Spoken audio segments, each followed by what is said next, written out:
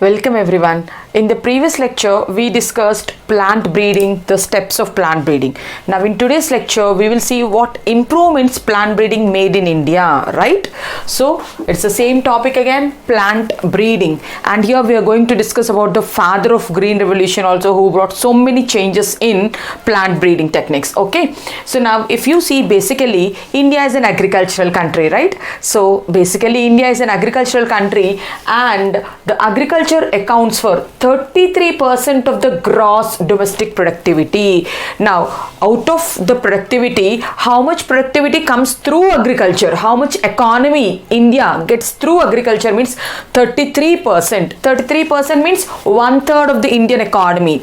Gross domestic productivity is coming from agriculture only, right? So it gives employment to 62% of Indian population. 62% of Indian population are working in agricultural fields, and 33% of our GDP, gross domestic productivity, comes through agriculture only. Okay, so after independence, the first and foremost problem what India faced is to supply food for the population. So it became a poor country, and then even though India is a big country, the area where we can cultivate the crop, means farmland, became very less. That means in that particular area, in that restricted area, we have to develop more food so that we can save the people from their all the poverty and all those things. So after independence, one of the main challenge our country faced was producing enough food for the increasing population. Population is increasing dramatically, but then the food production was not increasing to that extent. Now, as only limited area is fit for cultivation, even though India is a big country, but only limited area is fit for cultivation. The remaining area is barren area, means we cannot cultivate the plants there. India, if it has to improve the yield, it has to improve in the existing farm area only. Means in this particular area only, we have to improve the yield. We have to multiply the yield. We cannot go with the other areas because they are dry areas. We cannot cultivate the crops there. Thus, development of several high yielding varieties of rice and wheat are produced through plant breeding techniques. Now then, what they have done, how did they improve the yield? Means it is through plant breeding techniques. Different techniques what they have employed to produce high yielding varieties of rice and wheat. So this phase of improving the yield in one particular area itself, in limited area, you have to improve the yield. This phase is called as Green Revolution. So Green Revolution in the world was started by a Nobel laureate. His name is Norman E. Borlaug. He's from Mexico. So he is considered as father of Green Revolution in the world. Whereas in India, the father of Green Revolution, M.S. Swaminathan. We consider M.S. Swaminathan as the father of Green Revolution in India, children. That's what I wrote here. This phase of improving the yield is called as Green Revolution. This phase is called Green Revolution. Norman E. Borlaug is father of Green Revolution in the world, whereas M.S. Swaminathan is father of Green Revolution in India. So what did we see in this particular part of the board? We were still continuing with plant breeding only, and we were discussing that what changes plant breeding brought in India, what improvement plant breeding brought in India. Since India is an agricultural country, we are telling 33% of the gross domestic productivity comes through agriculture. 62% of the Indian population are working in agricultural farms, right? And even after independence, the first problem what the country faced is proper food is not there for the increasing population. And even though India is a big country, so the area where we can cultivate the crops is very less area only. So in that particular area, we have to improve the yield. Then they started producing high yielding varieties of rice and wheat, which is the staple food of India. This phase of improving the yield, improving high yielding varieties, improving disease resistant varieties is called as Green Revolution. In the world, father of Green Revolution is Norman E. Borlaug, and in India, father of Green Revolution is M.S. Swaminathan. Now, we know that before starting every unit, we need to study about a scientist. In this unit, we are going to study about a scientist called M.S. Swaminathan. Even this content which I wrote on the board is there in NCERT textbook only. Where you find this content? At the starting of the unit. At the starting of the unit, we find this content. Not an issue, we can study here also. Let's go. M.S. Swaminathan. So He was born in 1985 in the month of August in 1985 in a place called Kumbakonam in Tamil Nadu. He is born, right? So his complete name MS stands for Monkambu Sambasivan Swaminathan. Monkambu Sambasivan Swaminathan is his complete name. He did his graduation also, post-graduation also from the same university, Madras University, in the field of botany, right? So he did his graduation and post-graduation in botany from Madras University only. And after finishing his post-graduation, he worked for several institutions in India and abroad. And he became expertised in plant genetics and plant breeding. He became expertise in the field of plant breeding and plant genetics. Now, there was an institute. What is the name of the institute? School of Cytogenetics and Research. What is the name of the institute? School of Cytogenetics and Research. It was established at IARI, Indian Agricultural Research Institute. School of Cytogenetic and Research, which is there in Indian Agricultural Research Institute. That is the place where Swaminathan and his other team worked on the plant varieties. In this particular lab, which is there in Indian Agricultural Research Institute, Swaminathan and his team worked and they produced short duration high yielding varieties of rice, including scented basmati. Now, if you see what is the lifespan of rice means, you'll get the answer is 1 year. Rice is considered as an annual plant. If it is an annual plant, 6 months will be its vegetative phase and another 6 months will be its reproductive phase, right? So, but then farmer will get harvest at the end of the year then. So, but then if you are getting a harvest once, that too at the end of the year, so then it will not meet the demands of the increasing food population. So, what these people have done is they have reduced the lifespan. They have reduced the lifespan, then the duration will reduce. So, what they have done, do you know how many crops of rice we harvest nowadays in India?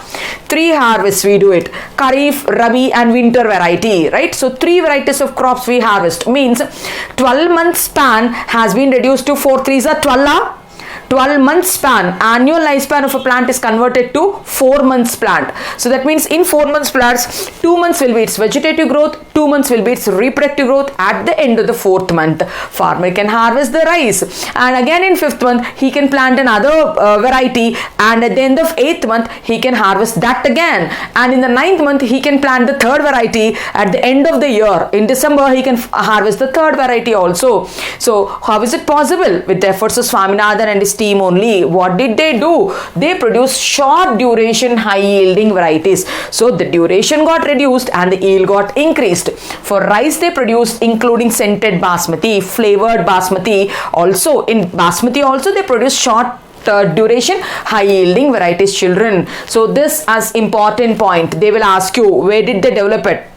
At the School of Cytogenetics and Research. Where is it? It's the Indian Agricultural Research Institute. What did they do there? They have developed short duration high yielding varieties of rice including scented basmati, right? Let's go to the next point.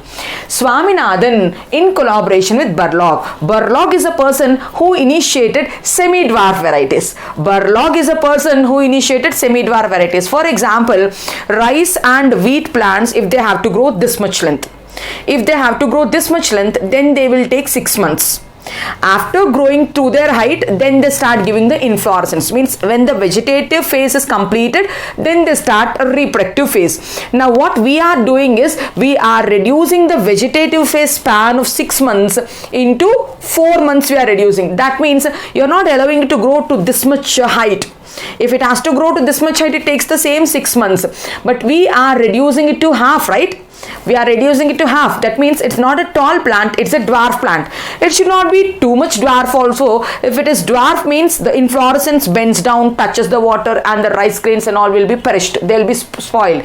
So it's not even tall plant. It's not just dwarf plant. It is the middle of the way. It's called semi-dwarf varieties. Understood, children? If the plant has to grow this much height, it takes 6 months. But then we don't want to give 6 months for its vegetative growth only. So we want to reduce the period to half. That's what they told. Short duration. For that, we are compromising on the growth of the plant. So we are allowing the plant to grow only for 2 months. It will finish up vegetative growth and then it will start the reproductive growth in other 2 months, right? So then what is it called? Semi-dwarf variety. Burlock is popularized with semi-dwarf variety, but not with rice. In other countries, wheat is more popular when compared to rice. So Swaminathan, in collaboration with a scientist called Burlock, so their efforts helped in bringing out green revolution through introduction of, I told you, Burlock worked in Mexico. Burlock worked in Mexico. He's a Mexican scientist. So they introduced the Mexican varieties of wheat in India. So Swaminathan borrowed Burlock's Mexican wheat varieties and they were introduced in India. After they were introduced in India, so we asked those wheat varieties to acclimatize. So we brought them here, we introduced them here and they were made acclimatized to the Indian conditions. And afterwards, they have taken that Mexican wheat variety and they have crossed with the Indian wheat variety also. Then no problem at all, it can easily grow in Indian conditions, right? So Swaminathan, in collaboration with Burlock, who is father of green revolution in the world, so they introduced green revolution. So Swaminathan borrowed Mexican varieties of wheat and they were introduced in the wheat belts of India, right children? All this is about description of Swaminathan. Now when we have to talk about the prestigious awards what he got, or what are the concepts he introduced in field of plant breeding, means he is an initiator for lab to land. First of all, if you want to do any changes, first do it in the lab, then take them to the land. So lab to land initiation, he only has done it. It's not just dropping the seeds in the land and then getting the plants, not like that.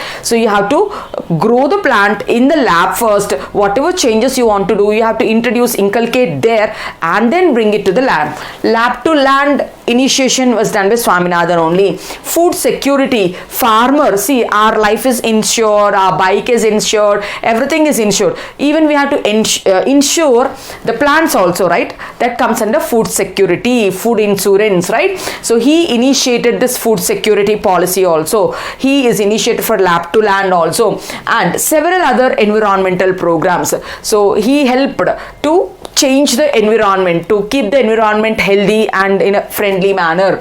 So coming to the awards, he has been honored by the Indian government with Padma Bhushan award. He got Padma Bhushan award. This is the main thing. Apart from that, he got so many medals and prestigious from prestigious institutes. Here they have written several other medals and prestigious awards and fellowships by several institutes of excellence. They were awarded to Swaminathan. So why Swaminathan did not get his Nobel Prize? Is that you're getting in your mind? So he worked so much, right? He worked so much. So he saved the people from hunger. He saved the people from hunger by bringing green revolution, by doubling, tripling the varieties of rice, wheat and all those things. Then I think he would have got Nobel Prize, right? But the concept is, in the field of agriculture, there's no Nobel Prize. That's the reason he couldn't get Nobel Prize, even though his contributions are too many to the society, right children? Hope you understood this much content. Now we will see the improvements of rice varieties, wheat varieties, sugarcane varieties and millet varieties which are there in NCERT. So I think you understood this much part about India, gross domestic productivity, how much percent of population are working here, and then here we talked about the father of green revolution in India. His name is Monkambu Sambasivam Swaminathan. He is from Kumbakonam, Tamil Nadu. He is botanist. He finished his graduation, post-graduation from Madras University only. Right? Take a screenshot. We will erase it and then we'll start with the high-yielding varieties of rice and wheat.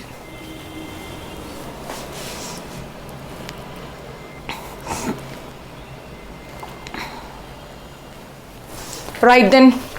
Now let us talk about the high yielding varieties of rice, followed by wheat, then we can talk about sugarcane, and finally we can talk about millets also. Now we are telling that with the green revolution, with these plant breeding techniques, we were able to improve the content, right? We were able to improve the yield. How many tons got increased to how many tons, that we will see, and we will be astonished to see that green revolution could increase the production harvest to this much fold. Let's talk about that. We'll talk about rice first. because rice is our main staple food, right? So in Taiwan, they have identified a dwarfing gene. What is the name of the dwarf gene? Means it is DGOV gene. Since it is Taiwan language, the gene name they have kept it in that manner only. So let us write down a dwarfing gene. A dwarfing gene. What is the name of the dwarfing gene? It is DGOV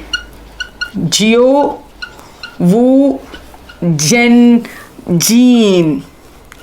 Was identified in Taiwan.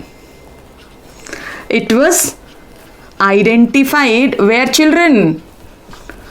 In Taiwan. Since Taiwan scientists have named it, they named it in a different manner. In their language only they named it. We have to remember it. What is that? DGOV gene. It's a dwarf gene. I told you, we are not allowing the plant to grow this much tall. We are making the plant to become dwarf. So a dwarfing genes you need. So in Taiwan, the scientists have identified this particular gene, and this gene was introduced into the rice varieties to make the rice plant dwarf.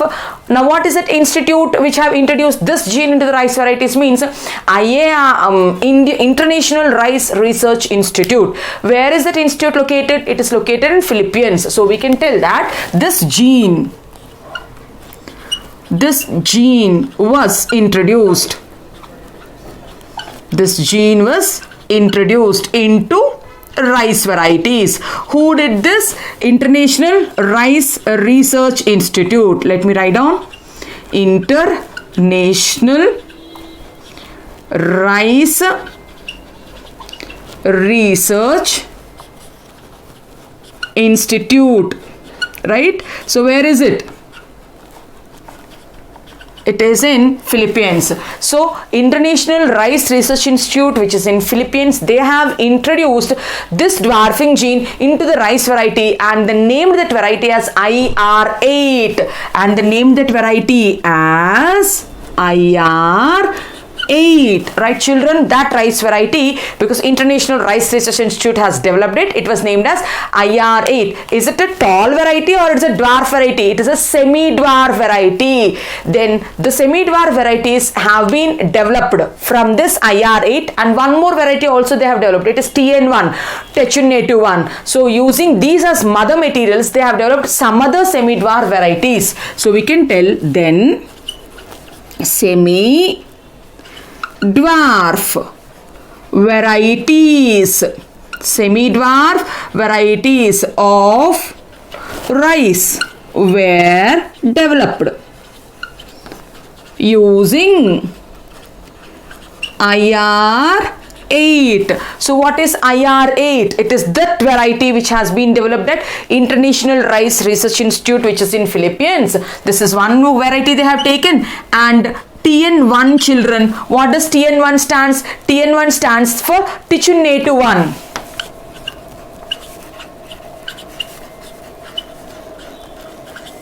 So they have taken IR8 and Techunetu1 as the mother materials to produce many semi-dwarf varieties, right? Later, these varieties are introduced in India also when in 1966. So we can tell that these varieties, after developing many varieties, those varieties, these varieties were introduced. Where did they introduce? In India. When, children? In 1966. In 1966, they introduced these varieties in India, and using these varieties, they have developed further high yielding varieties, because these are not Indian varieties, right? IR8 is developed in Philippines. TN1 is developed from Techunetu1. It is Taiwan variety, right? It is Taiwan variety. They have introduced these foreign varieties into India, and from these varieties they later developed high yielding varieties of rice in India. Indian high yielding varieties are called Jaya and Ratna. So we can tell later high yielding varieties. Later high yielding varieties of rice were developed. high yielding varieties of rice were developed in India. Children, what are the names of the high yielding varieties of rice which were actually developed in India? Jaya and Ratna. Their names are Jaya and Ratna. Let us see quickly once again what did we discuss. So we were telling rice is the staple food of India. So in Taiwan they have identified a dwarfing gene. Its name is D-Geo-Wu gen. They have identified this gene, and this gene was introduced into the rice varieties by International Rice Research Institute, which is in Philippines, right? Now that variety is named as IR8. This from IR8, and there's one more variety called TN1, Techunative 1 from Taiwan. Using this, they have developed many semi-dwarf varieties. Now, those semi-dwarf varieties were brought to India and they were introduced in India in the year 1966. Now, using those semi-dwarf varieties, IR8 and Techunative 1, we developed Indian varieties, high-yielding Indian varieties, which are called Jaya and Ratna. So, by doing these many improvements, so we were able to improve the yield of rice in India from how much, from 35 million tons to 89.5 million tons. See, means it's almost 90, right? From 35 million tons per year, we were able to increase it to 89.5 million tons. So we can tell during the period, it is during the period. So we told Green Revolution was started in mid 1960s. So that is why they have taken a span from 1960 to 2000. So if you see from 1960 to 2000 how much rice we were able to improve means, so it has increased from 35 million tons. It has increased from 35 million tons to, I told you, it is 89.5 million tons. Isn't it tremendous, right? It is tremendous. So it's almost triple. It's almost triple, right? So 3570 and then it's almost, right? So this much we were able to increase. So that means we are able to provide food for the poor. Means we were able to solve those hunger related issues. So this phase is called Green Revolution only, right? So any doubts about rice? Can we switch on to wheat and we discuss? Now let us discuss about wheat varieties also. Let us discuss about wheat variety also. The way they have identified a dwarfing gene for rice, which is called as D-Geo-Wu gen. So why I am telling this gene these many times, so that it becomes more familiar to you. Okay. In the same manner, in wheat also they have identified a dwarfing gene. Its gene is not this much peculiar. It is Norin 10. So a dwarfing gene. A dwarfing gene. It is called Norin 10 was identified in Japan now. This is in Taiwan, no? This is in Japan. In Japan, they have identified a dwarfing gene which is called as Norin 10.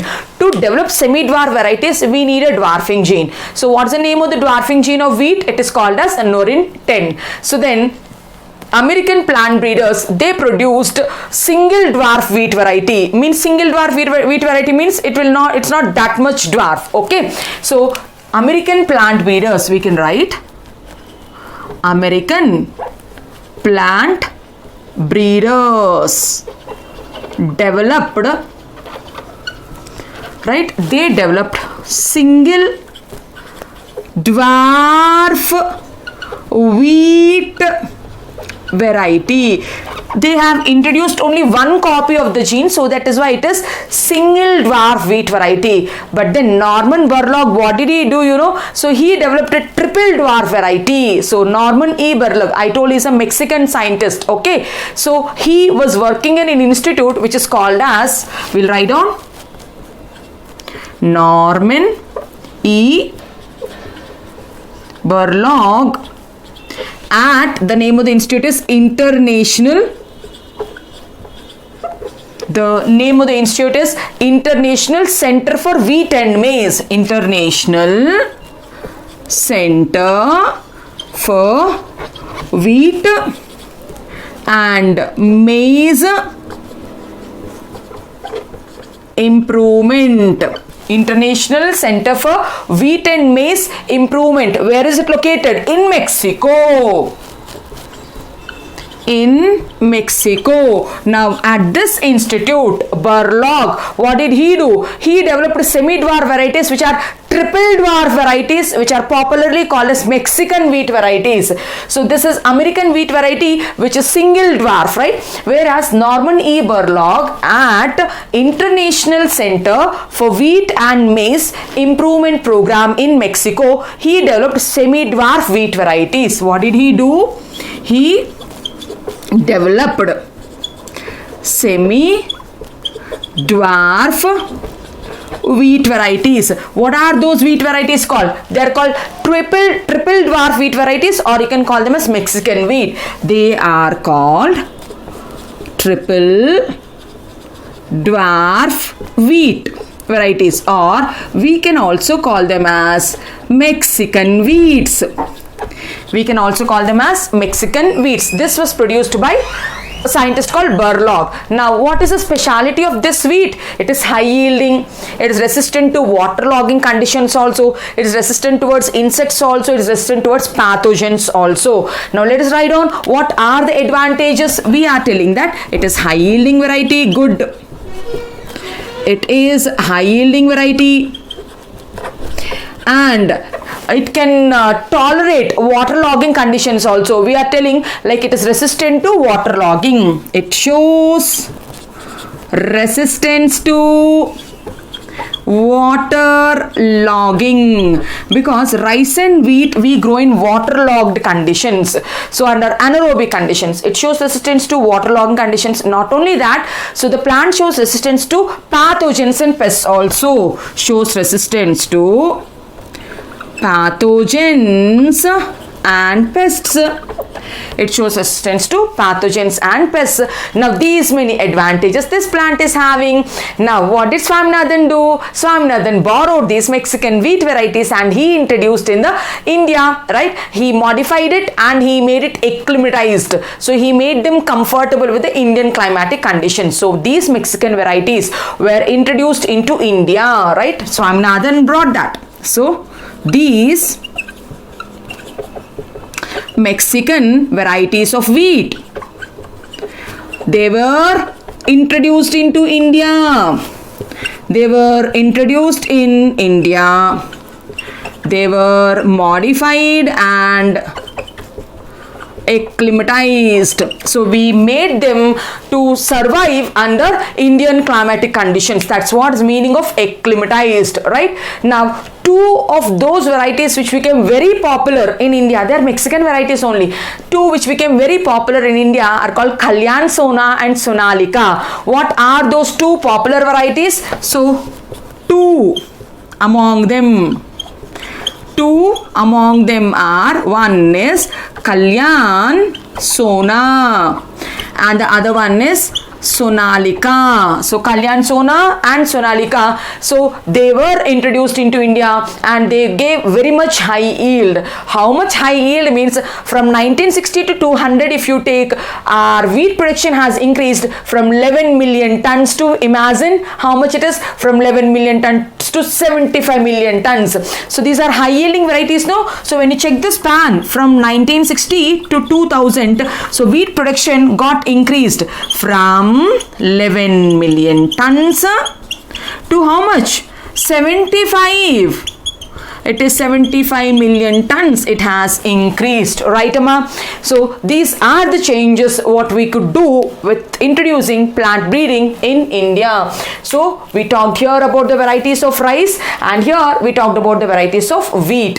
So a dwarf variety of rice is the name here. Dwarf variety of the wheat is called Norrington, where it was identified in Japan. American plant breeders introduced that gene and they prepared single dwarf wheat variety. But Burlog introduced that gene 3 times and he prepared triple dwarf wheat variety which is called Mexican wheat. Where did he produce it? He produced it in International Center for Wheat and Maize Improvement in Mexico. Now that Mexican wheat was brought to India, was modified in India, acclimatized and was introduced in the wheat belt of India. In that Mexican varieties, two popular varieties are Kalyan Sona and Sonalika. They yielded very much amount of wheat. How much? From 1960 to 2000, if you see, we were able to increase from 11 million tons to 75 million tons. Take a screenshot. Then we will talk about sugarcane also and millets also, right?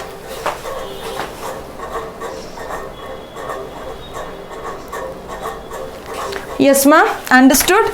So little much is left over. What is that? We need to talk about sugarcane also, and we will talk about millets also. With that, we will finish this topic. We can move on to plant breeding for disease resistance. Pest resistance is there. For that topic, we'll move on.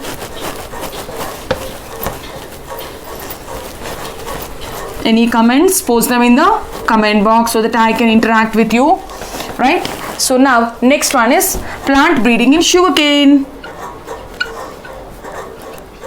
Right? You know, there's a North Indian sugarcane variety. There is a North Indian sugarcane variety. Do you know the scientific name of sugarcane? Saccharum. North Indian variety is called Saccharum barberry. So what's this North Indian sugarcane variety? Saccharum barberry. Okay, what is the problem with the Saccharum barberry? So this Saccharum barberry will give poor sugar and poor yield. Sugar content is also less, yield is also less. Saccharum barberry has thin stem, gives poor sugar, and it gives poor yield also. All are at minus range. Now let us talk about the tropical sugarcane variety, which is called South Indian sugarcane. Now let us write down here. There is a tropical South Indian sugarcane variety. South Indian sugarcane variety. You know what is the scientific name of South Indian sugarcane? It is Saccharum officinarum. What is its name? It is called as Saccharum. Saccharum officinarum. Now what is the speciality of this Saccharum officinarum? It has thick stem, it has high sugar and high yield, all on the positive side. So let me write down, it has thick stem, high sugar. The third point, what is it? High yield also. How good it is. And then when they are trying to introduce this Saccharum officinaris or officinarum in North India, it was not able to survive. When South Indian sugarcane, Saccharum officinarum, when South Indian sugarcane was introduced in North India, when it was introduced in North India, could it survive? No, it could not survive. When it was introduced in North India, it could not survive. Then the scientists came. So in Coimbatore, there is an institute. You know what's the institute called? Brains et al. Is a scientist, right? At the Sugarcane Breeding Institute. What's the name of the scientist? BARNES et al. And group. Brains et al. At Sugarcane Breeding Institute, Coimbatore. Where am I? At Sugarcane Breeding Institute. Where is it located? It is located in Tamil Nadu only, Coimbatore. So they crossed North Indian sugarcane. They have crossed North Indian sugarcane with South Indian sugarcane. With South Indian sugarcane. Now when you cross both of them, so tell me, we get a hybrid variety. When it was crossed, now when both are crossed, we got a hybrid variety. Very good.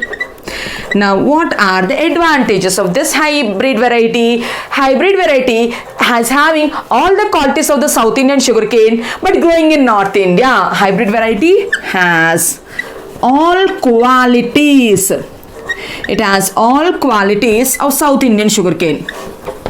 It has all qualities of South Indian sugarcane but can grow in. It can grow in North India. Problem solved. It can grow in North India. Earlier, Saccharum officinarum is not able to grow. That is why Brains at Sugarcane Breeding Institute, he crossed North Indian sugarcane with South Indian sugarcane. He got a hybrid variety which is having all the characters of South Indian sugarcane, but it can grow in North Indian belt. That's it. So then this hybrid variety will give thick stem, high yield, high sugar content also. That's it. Now coming to millets, the last one is with millets. Now in millets also they produced hybrid varieties. So hybrid maize they produced, hybrid jowar they produced, hybrid bajra they produced. So hybrid maize, hybrid jowar and hybrid bajra. Now fast let us see these names also. Now the hybrid maize varieties names are Ganga and Deccan. What are the hybrid varieties names of maize? They named them as Ganga and Deccan. Hybrid jowar name is, they named it as a short form CSH.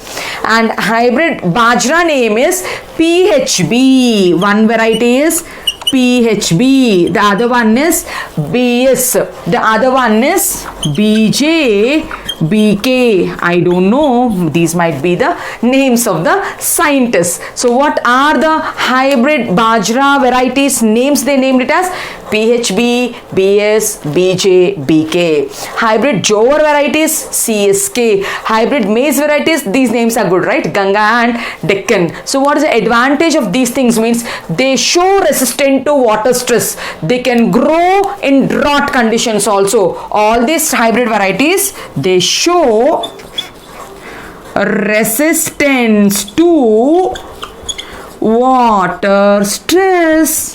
Have a screenshot.